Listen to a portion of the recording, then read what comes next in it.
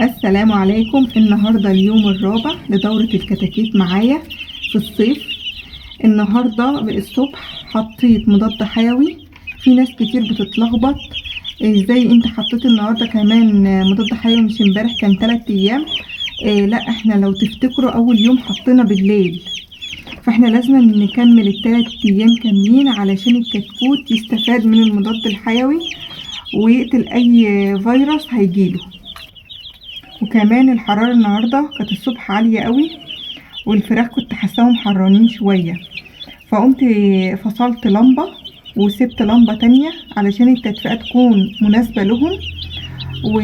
وكمان هويت المكان عشان ما يحصلش عندهم اي اجهاد حراري للكتكوت. انا بشوف بعناية الكتكوت عايز ايه وبعمله له.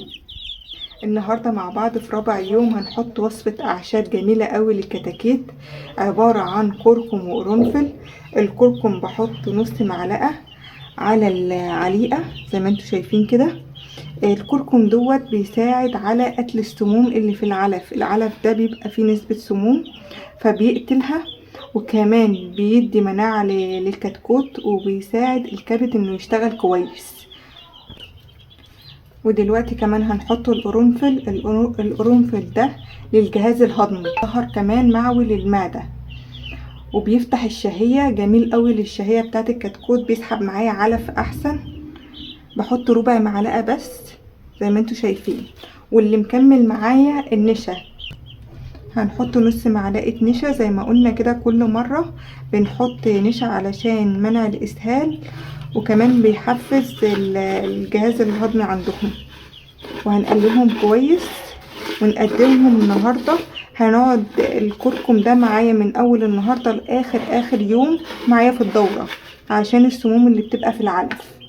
زي ما انتوا شايفين معايا ما شاء الله حطينا الاكل اهوت، وكمان زودنا علافة كبيرة. يبقى احنا عندنا دلوقتي 3 علافات ياكلوا فيها براحتهم، ما يحصلش عندنا اي افتراس او اي حاجة تموت بعضها من التزاحم. هما بس مستغربين العلافة فكلهم واقفين عندها عشان حاجة جديدة عليهم. وكمان التفاوت بتاع الاوزان احنا مش عايزينه، فعشان كده احنا بنزود اطباق اكل وشايلين الغطا بتاعها عشان يوصلوا الاكل بسهولة. وكمان النهاردة حطينا مية بيضة بس علشان نغسل معدتهم بقى من المضاد الحيوي او اي علاج جوه.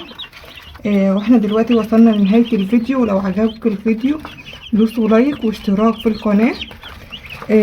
وادعوا لنا دعوة حلوة بنقول لكم ان الدورة معانا تنجح. ولو عوزتوا اي استفسار قولولي وانا هرد عليكم في التعليقات.